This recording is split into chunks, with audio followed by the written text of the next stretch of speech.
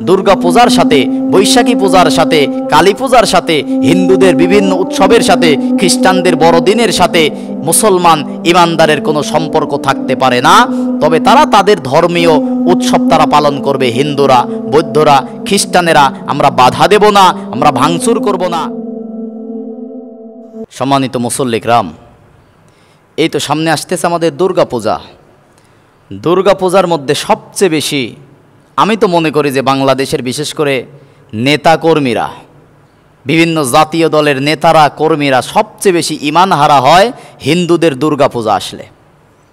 যেখানে এখন জায়গায় জায়গায় বিভিন্ন জায়গায় গাছের সাথে মোড়ে মোড়ে মুসলমানের সন্তানেরা মুসলমান লিখে দিয়েছে যে শারদীয় দুর্গা পূজার শুভেচ্ছা অভিনন্দন আলহাজ মোহাম্মদ অমক ইসলাম। মুসলমানের আবার শারদীয় দুর্গা পূজার কিসের শুভেচ্ছা? সামান্য কয়েকটা ভোটের জন্য, সামান্য কয়েকটা দিন ক্ষমতায় থাকার জন্য ইমানকে বিক্রি করে দিচ্ছে। অথচ তারাই আবার গালি দেয় যে হুজুররা ধর্ম ব্যবসা করে। তা আপনারা, হুজুররা যদি ধর্ম ব্যবসা করে তা আপনারা ভোটের আগে কেন দুর্গা পূজার আগে শারদীয় দুর্গা পূজার শুভেচ্ছা অভিনন্দন দেন? আবার ইদানিং লক্ষ্য করতেছি যে কিছু নেতারা দেখলাম যে দুই একটা আয়াত শিখছে, আয়াত শিখে এই পক্ষে গিয়ে মন্দিরে যায়, মন্দিরে গিয়ে স্লোগান দিচ্ছে যে লাকুম দিন হুকুম অলিয়া দিন, ধর্ম যার যার উৎসব সবার। নাউজুবিল্লাহ। এই কথা যদি কেউ সজ্ঞানে স্বইচ্ছায় জেনে বুঝে বলে, ও যদি মুসলমান হয় সঙ্গে সঙ্গে কাফের, মোরতাদ, মুশরিক হয়ে গেছে। কারণ ইসলামের নির্দিষ্ট নিয়ম নীতি আছে। ইসলাম আলিয়াউমা আকমালতু লাকুম দীনাকুম, পরিপূর্ণ একটা জীবন ব্যবস্থার নাম ইসলাম। আর লাকুম দীনুকুম ওয়ালিয়া দিন এই আয়াত আর একটা লা ইকরাহা ফিদ্দিন, এই দুইটা আয়াতের সবচেয়ে বেশি অপব্যাখ্যা হয় বাংলাদেশে। নেতারা হিন্দুদের কাছ থেকে বিভিন্ন ভোট পাওয়ার জন্য বলতেছে যে লাকুম দীনুকুম ওয়ালিয়া দিন, ধর্ম যার যার উৎসব সবার। এটা একটা কুফরি কথা, এটা শয়তানের শেখানো কথা। এর প্রেক্ষাপট জানতে হবে। এক মন্ত্রী তো বলেই ফেলছিল যে লাকুম দীনুকুম ওয়ালিয়া দিন, বুখারী শরীফের 40 পারা বলেই ফেলছিল। এই প্রেক্ষাপটটা কি? আল্লাহ পাক লাকুম দীনুকুম ওয়ালিয়া দিন দ্বারা মূলত কি বোঝাতে চেয়েছে? আল্লাহ রাসূল সাল্লাল্লাহু আলাইহি ওয়াসাল্লাম মক্কায় যখন এক আল্লাহর দাসত্ববাদের ইবাদতের যখন বয়ান করলেন, এক আল্লাহর গোলামির কথা যখন কুরাইশদের কাফেরদেরকে বললেন, তখন সেই সময়ের কাফেররা বলতে আবু জেহেল, উতবা, শাইবা, ওয়ালিদ বিন মুগিরা, কুরাইশরা, মক্কার কাফেররা এসে আল্লাহ রাসূল সাল্লাল্লাহু আলাইহি ওয়াসাল্লামকে বলতেছেন, মোহাম্মদ শোনো, তোমার আল্লাহর আমরা ইবাদত করব, 1 বছর তুমি আমাদের দেব দেবতার ইবাদত করবা, আমিও 1 বছর তোমাদের ইবাদত করব, আমরা দলমল নিয়ে তোমাদের ইবাদত করব।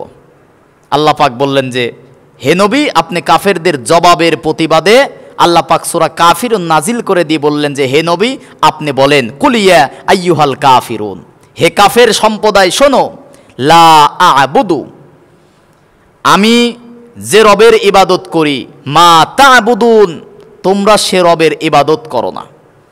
এরপরে ওয়ালা আনতুম আবিদুনা মা আ'বুদ, এবং তোমরা যে রবের ইবাদত করো, যে দেব দেবতার ইবাদত করো, কাবা ঘরের মধ্যে 360টা মূর্তি রেখে যে ইবাদত করো, ওই মূর্তির ইবাদত আমি মুহাম্মদ করি না। আমি এক আল্লাহর ইবাদত করি, লা শারিক, যার কোনো শরিক নাই, সে আল্লাহর ইবাদত আমি করি।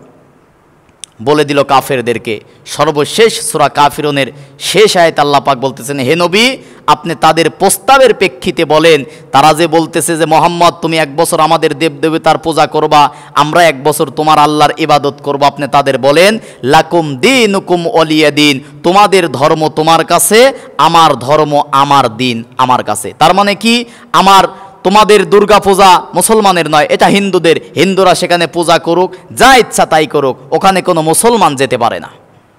আমাদের কোরবানি ঈদ, রোজার ঈদ, মুসলমানের জুমার দিন, এগুলো মুসলমানের ঐতিহ্য, এটা মুসলমানের ধর্মীয় বিধান। এই দিনে যেমন হিন্দুরা আসতে পারে না, আসার কোনো অধিকার নাই, তেমনিভাবে দুর্গা পূজায় কোনো মুসলমান যেতে পারে না। লাকুম দীনুকুম ওয়ালিয়া দিন মানে হচ্ছে তোমার ধর্ম তোমার কাছে, আমার ধর্ম আমার কাছে। ধর্ম আংশিক এই ধর্ম মানবা, আংশিক ওই ধর্ম মানবা, এটা মানা যাবে না। ইসলাম মানলে পুরাপুরি মানতে হবে। আল্লাহ পাক সূরা বাকারার 208 নম্বর আয়াতের মধ্যে বলেন, ইয়া আইয়ুহাল্লাযীনা আমানু দুখুলু ফিস সিলমি কাফা, হে ঈমানদারেরা শোনো, উদুখুলু প্রবেশ করো। আল্লাহ পাক অর্ডার করতেছেন, দিস ইজ মাই অর্ডার। আল্লাহ পাক অর্ডার করে বলতেছেন উদুখুলু ফিস সিলমি কাফা, ইসলামের মধ্যে পরিপূর্ণভাবে প্রবেশ করো। সূরা বাকারার 85 নম্বর আয়াতের শেষের দিকে আল্লাহ পাক বলতেছেন আফাতুমিনুনা বিবাদিল কিতাব, তোমরা কি কোরআনের কিছু অংশ মানবা? 2-3 দিন নামাজ পড়বা, শুক্রবারে নামাজ পড়বা, 2 ঈদের নামাজ পড়বা, আবার দুর্গা পূজাও যাবা, কিতাবের কিছু অংশ মানবা? আফাতুমিনুনা বিবাদিল কিতাবি ওয়া তাকফুরুনা বিবাদ, আর কিছু অংশ তোমরা ছেড়ে দিবা? শোনো, এই রকম কাজ করে কখনো মুসলমান হওয়া যায় না। মুসলমান যদি হতে চাও উদুখুলু ফিস সিলমি কাফা, পরিপূর্ণভাবে ইসলামের নিয়ম নীতি অনুসরণ করতে হবে।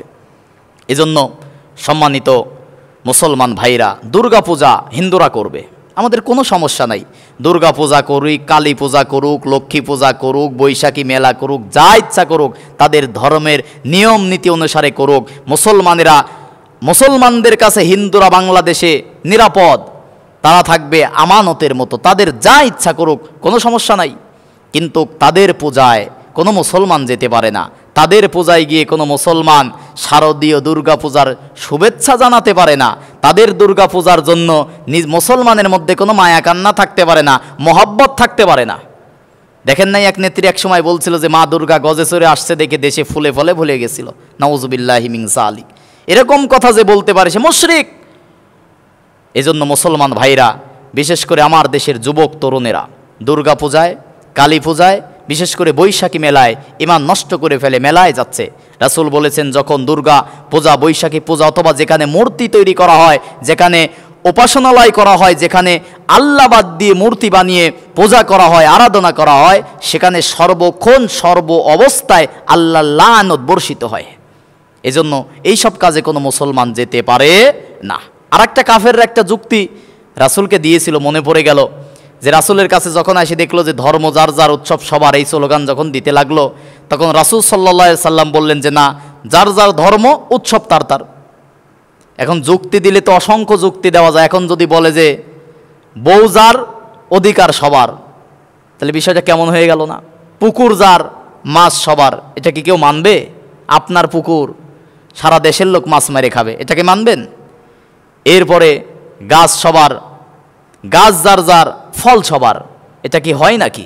তেমনিভাবে ইসলাম যার, ইসলাম ধর্মও তার, ধর্ম যার যার, উৎসব তার তার। আমি মুসলমান, আমার জন্য ইসলামের নিয়ম নীতি আছে, আর একজন হিন্দু, তাদের জন্য তাদের নিয়ম নীতি আছে, কিন্তু মাঝামাঝি থাকার, এ দল ও দলে থাকার কোনো সুযোগ নাই। রাসূল যখন স্পষ্ট ভাষায় বলে দিলেন, তখন এখন কাফেররা তো কাজ হলো না, কি করবে? রাসূলের কাছে তখন উতবা ইবনে আবি মুইতকে পাঠিয়ে দিল আবু জেহেলেরা। তাদের সংসদ ভবন দারোয়ান না দেওয়ার সিদ্ধান্ত থেকে পাঠিয়ে দিল যে যাও, মোহাম্মদকে যেহেতু এই দাবির সাথে মানলো না, তাকে বলো যে ঠিক আছে, আমরা তার ইবাদত করব, নামাজ পড়ব, রোজা করব, হজ করব, যদি দান সদকা লাগে কিছু জাকাতও দেব, তবে সমাজ চালানোর জন্য, রাষ্ট্র চালানোর জন্য, সংসদ চালানোর জন্য, এই মক্কা চালানোর জন্য, পৃথিবী পরিচালনা করার জন্য যে নিয়ম নীতি দরকার, এটা আমরা আবু জেহেলেরা, কাফেররা, আমরা মানুষরা বানাবো। আল্লাহ পাক সূরা ইমরানের 154 নম্বর আয়াতের মাঝের অংশে বললেন ইয়াকুলুনা হাল্লানা মিনাল আমর, হে নবী, কাফেররা যখন আপনার কাছে এসে বলল যে আইন তৈরি করার কোনো অধিকার মানুষের আছে নাকি, হে নবী কুল, আপনি বলেন ইন্নাল আমরা কুল্লাহু লিল্লাহ, একমাত্র আইন তৈরি করার মালিক হচ্ছে আমি আল্লাহ, আল্লাহ ছাড়া কেউ আইন প্রণয়ন করতে পারে না। এজন্য সম্মানিত মুসলমান ভাইরা, দুর্গাপূজার সাথে মুসলমানের কোনো সম্পর্ক নাই, এটা হিন্দুদের উৎসব, হিন্দুরা করবে, 7 দিন 14 দিন, নবম দশম যা পালন করে করুক গা, এর সাথে কোনো মুসলমানের সম্পর্ক থাকতে পারে না, কিন্তু যারা করবে তারা মুশরিক। আল্লাহ পাক সূরা ইউসুফের 106 নম্বর আয়াতের মধ্যে বলেন ওমা ইউমিনু আকসারুহুম বিল্লাহি ইল্লা ওয়া হুম মুশরিকুন, সবাই যে কুরাইশরা কাফের ছিল তা না, তাদের অধিকাংশ লোকের ঈমান ছিল, তাদের অধিকাংশ লোকের ঈমান ছিল। আবু জেহেলের আল্লাহর প্রতি বিশ্বাস ছিল। কেমন বিশ্বাস ছিল?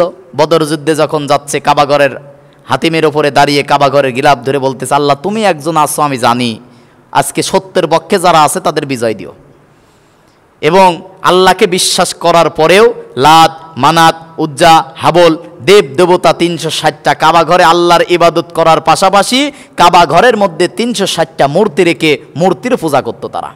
এই জন্য আল্লাহ পাক বলতেছেন তাদের অধিকাংশ লোকের ঈমান ছিল, কিন্তু ঈমান থাকার পরেও তারা ছিল মুশরিক। ওমা ইউমিনু আকসারুহুম বিল্লাহি ইল্লা ওয়া হুম মুশরিকুন। ওদের ঈমান থাকার পরেও তারা ছিল মুশরিক। আমার দেশের মুসলমানের যে অবস্থা হয়েছে, মুসলমানেরা নামাজও পড়তেছে, মূর্তি পূজা দেখতেছে, মূর্তি দুর্গা পূজায় যাচ্ছে, এগুলো মুশরিক। আল্লাহ পাক সবচেয়ে বেশি রাগান্বিত হয় শিরিক করলে। আল্লাহ রাসূল সাল্লাল্লাহু আলাইহি সাল্লাম হাদিসের মধ্যে জানিয়েছেন, কিয়ামতের দিন যদি কোনো মানুষ আসমান জমিনের ফাঁকা জায়গা যত জায়গা আছে সম পরিমাণ গুনাহ নিয়েও যদি কিয়ামতের দিন যায়, আর সেই গুনার মধ্যে যদি শিরিক না থাকে, আল্লাহ পাক সেই দিন মাফ করে দেবে। কিন্তু শিরিকের গুনাহ আল্লাহ পাক কখনো মাফ করে না। শিরিক সম্পর্কে অসংখ্য কোরআনের আয়াত আছে। আল্লাহ রাব্বুল আলামিন সূরা নিসার 48 নম্বর আয়াতের মধ্যে বলতেছেন, ইন্নাল্লাহা লা ইয়াগফিরু আইয়ুশরাকা বিহি ওয়া ইয়াগফিরু মা দুনা যালিকা লিমান ইয়াশা। হে দুনিয়ার মানুষ শোনো, নিশ্চয়ই আল্লাহ কখনোই শিরিক ক্ষমা করে না। শিরিক ছাড়া তিনি চাইলে অন্য গুনাহ তিনি মাফ করে দিতে পারে, কিন্তু শিরিকের গুনাহ আল্লাহ পাক মাফ করেন না। এজন্য শিরিকের সাথে আমাদের কোনো মুসলমানের সম্পর্ক থাকতে পারে না। দুর্গা পূজার সাথে, বৈশাখী পূজার সাথে, কালী পূজার সাথে, হিন্দুদের বিভিন্ন উৎসবের সাথে, খ্রিস্টানদের বড়দিনের সাথে মুসলমান ইমানদারের কোনো সম্পর্ক থাকতে পারে না। তবে তারা তাদের ধর্মীয় উৎসব তারা পালন করবে। হিন্দুরা, বৌদ্ধরা, খ্রিস্টানেরা আমরা বাধা দেব না, আমরা ভাঙচুর করব না। আমার দেশে তো এই যে সাম্প্রদায়িক দাঙ্গা পৃথিবীতে আমার দেশে বিশেষ করে ছিল না, ভারতে আছে, কিন্তু আমার দেশে কিছু রাজনৈতিক স্বার্থ হাসিল করতে গিয়ে এখন তো বিভিন্ন নেতারা একটা দলকে গালি দিতে দিতে ইসলামের বিরুদ্ধে, কোরআনের বিরুদ্ধে গালি দেওয়া শুরু করছে। সামান্য কয়েকটা দিন ক্ষমতার জন্য ঈমান বিক্রি করতেছে। আমার দেশে নতুন ধর্ম তৈরি করে ফেলছে, নতুন ধর্ম বানিয়েছে, যে ধর্মের নাম দিয়েছে রাজনীতি। বাংলাদেশে যে ধর্ম, নতুন ধর্মের নাম হচ্ছে রাজনীতির ধর্ম। আল্লাহ পাক এ জাতিকে হেদায়েত দান করুক এবং মুসলমানদেরকে এই সমস্ত ইহুদি, খ্রিস্টান, বৌদ্ধ, হিন্দুদের অপসংস্কৃতি থেকে আমার মুসলমান যুব সমাজকে আল্লাহ পাক হেফাজত করুন।